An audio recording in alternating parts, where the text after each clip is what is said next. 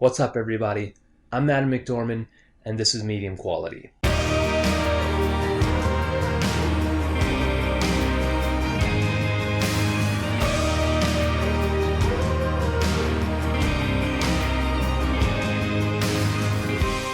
"2015 is drawing to a close, and so it's time to look back on this year's music and come up with my top 10 albums of 2015 list.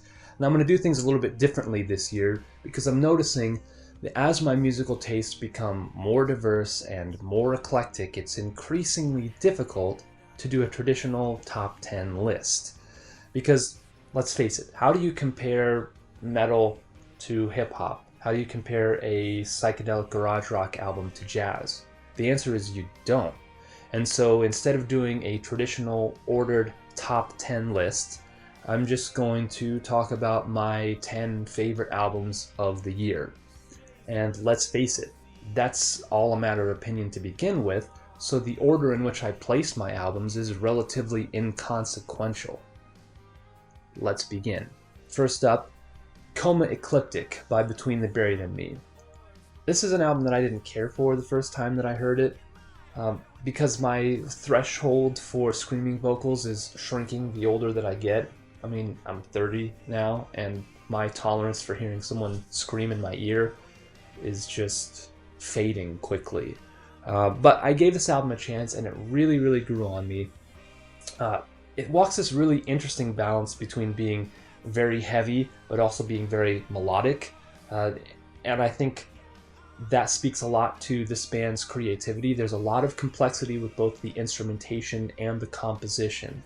And there's a lot here if you spend the energy to understand the album to find things that you appreciate about it. Really cool album. If you like heavy music, but aren't a huge fan of the standard heavy metal breakdown, this album is definitely for you. There are a lot of progressive elements here, and I think it's really worth a listen. Hand Cannot Erase by Steven Wilson. This album is a great album, but maybe not a perfect one. The difficult thing about any progressive rock musician, and Steven Wilson is certainly the poster child of progressive rock right now, is that progressive rock has a tendency to be a little on the cheesy side. That being said, it's an album that I really, really enjoyed. If you can overlook the occasional sort of trite sounding tropes of progressive rock, then you can really appreciate what Steven Wilson is doing. This guy is an extraordinary musician, an extraordinary songwriter. Hand Cannot Erase has a lot of interesting moments. Again, because it's progressive, there's a lot of dynamic movement to the music. And I think that's what makes this album worth listening to more than it possibly being a part of the progressive rock genre during a time when progressive rock is hard to come by. Definitely an album that is worth your time. I Love You Honeybear by Father John Misty. This album was essentially my introduction to Father John Misty. I was aware of the guy, but had never heard any of his music, and once I gave it a chance, was immediately drawn to it. It's so catchy. He is such a great singer-songwriter. It's, it makes perfect sense that he would have come from Fleet Foxes and have worked with Dave Bazan, who's probably my very favorite singer-songwriter. The straightforwardness of the kind of blues rock gives way to a long-lasting catchiness to these songs. I mean, they stick with you. There's something here to chew on, apart from just like a very surface-level catchy song. And I think that's the case with the entire body of Father John Misty's work. I got into his old album this year as well after hearing this, and really enjoyed them both, which is why I think Father John Misty's album this year is definitely one that is worth listening to. VEGA International Night School by Neon Indian. This album is very much a late addition to my list. I wasn't a huge fan of Neon Indian's older work. In fact, it seemed to me to be more of a secondary inclusion to the big chill wave boom of 5 or 6 years ago, this album is a major departure from that sound. In fact, it has a lot more in common with 80s influenced retro wave bands like Mitch Murder and Com Truise. And what this album has that those albums don't have are really catchy vocal melodies. Very similar to Le Cassette, which is an album that I really enjoyed from last year. This album is super catchy, really well produced. In fact, it's been almost the only thing that's been playing in my car for the past month or so. Really great album if you're into the really crisp, catchy synth pop that's really slickly produced. Excellent album, very much worth your time. Multi-Love by Unknown Mortal Orchestra. This album is a really unexpected surprise for me. It retains a lot of the kind of garage psychedelic sound of their first self-titled and their second album as well, but does so in a way that's a lot easier to get a hold of at first. It's a little more pop sensible. In fact, I don't know that I had a full appreciation for this album until I saw them live a few months ago and got a chance to hear the full expression of the musical ideas that they were working on in that album.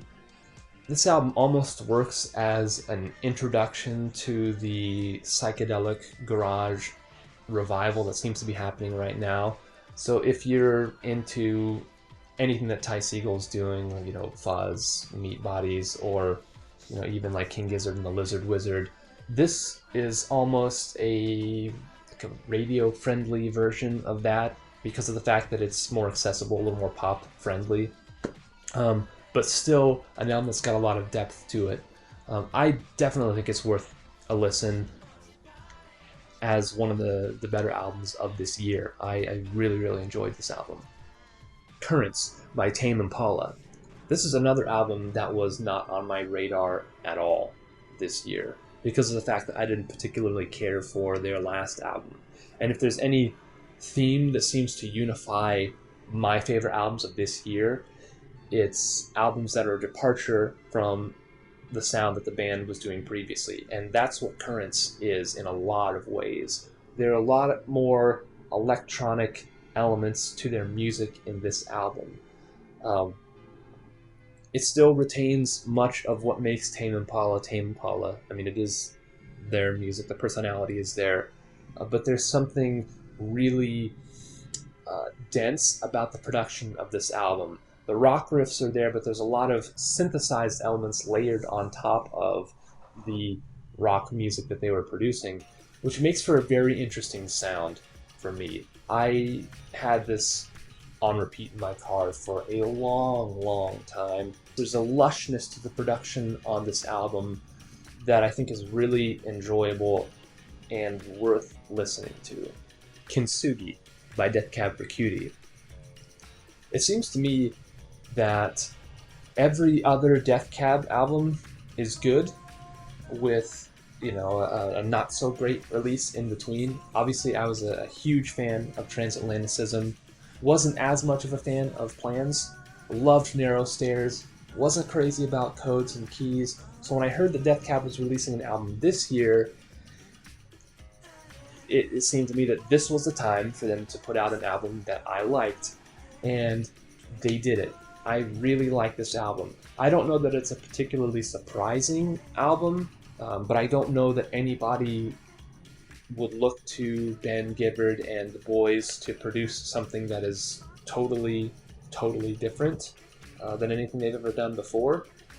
I think most of the time what you're looking for is really solid songwriting with subtle but enjoyable production and musicianship, but also a certain melancholy that seems to give these albums sort of an emotional hook, and that's present in this album. If Codes and Keys was too optimistic, this is the answer to that. It's the come down from that album.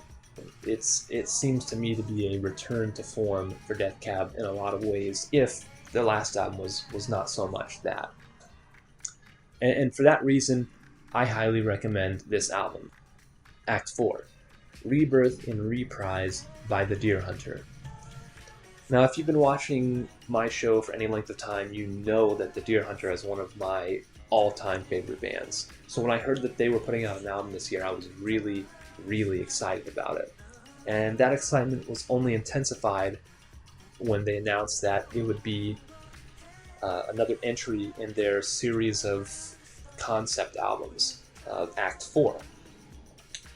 It's been a long time since they put out an album in that series. In fact, it was before The Color Spectrum, which was this extraordinary musical experience that they put out several years ago. And so I was very interested in hearing what a band like The Deer Hunter, in their current stage of musicianship, would add to this theatrical concept that they've been working on. And I was not disappointed at all. Only slight danger that this album experiences, as any concept album or anything that approaches being progressive has the dangerous tendency to fall into, is that there are moments that are almost, I don't want to say cheesy, but with The Deer Hunter, sometimes it almost sounds like a musical circus. Like there's so many things happening at once that it starts to detract from the composition itself. And there are maybe one or two moments in here that are so far out in left field that I don't particularly care for them. If you've heard the album, you'll know at least the one song that I'm referring to that just doesn't sound at all like The Deer Hunter. The album as a whole is really a really strong album, really strong product. I enjoyed it so much, and I'm really glad to hear The Deer Hunter in their sort of return to form, producing something that is as electrifying as this album tends to be. Aeronautical by the Panic Division. The Panic Division is another one of my top favorite bands. There's nothing particularly surprising about this album. It is the Panic Division sound, but it's more of that because we haven't heard it in so long. Really awesome kind of arena rock with the lush production that you expect from the Panic Division.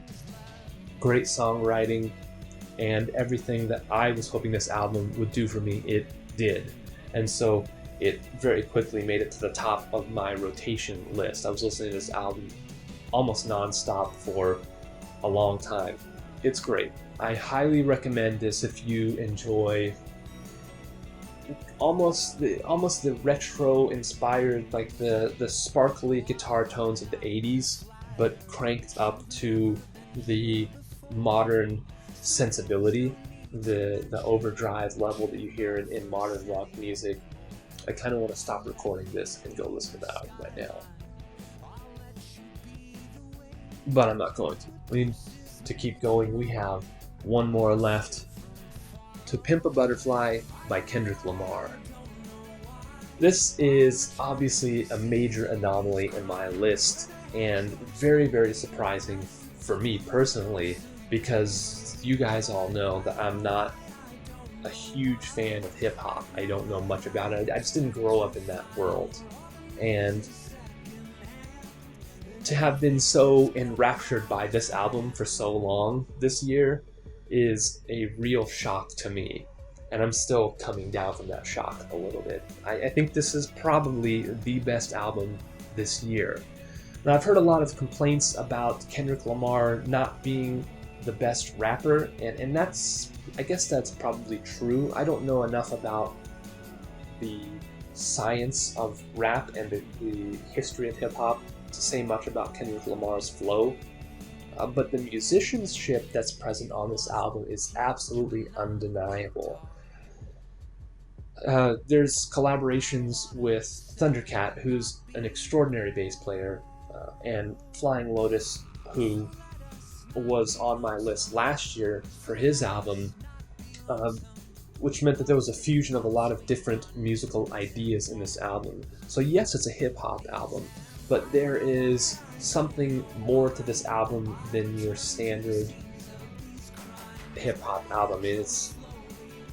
And I think one of the things that drew me to this album was the loose conceptual ties between all these songs. I mean, I know there's a lot of criticism that we could levy toward the hip-hop genre as a whole for its tendency to espouse certain cultural values that I think are disgusting and deplorable.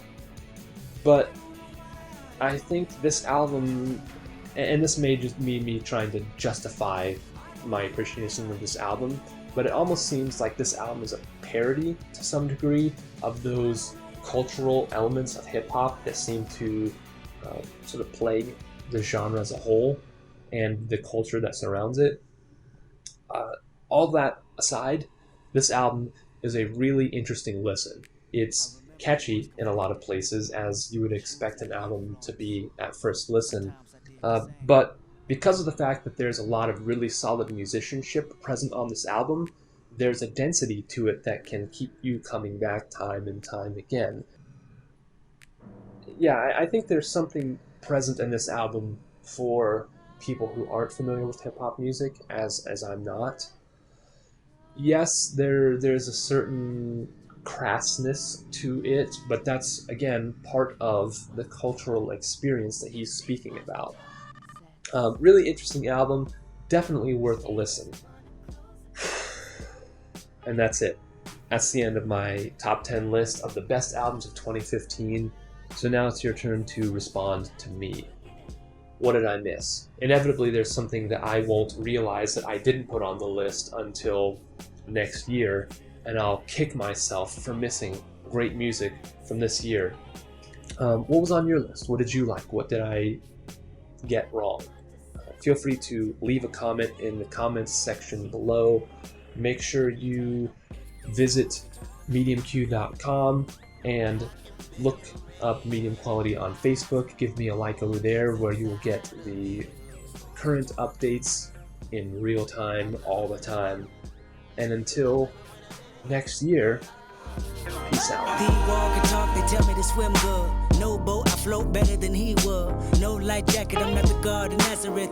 But your flood can be misunderstood. War telling me they full of pain, resentment.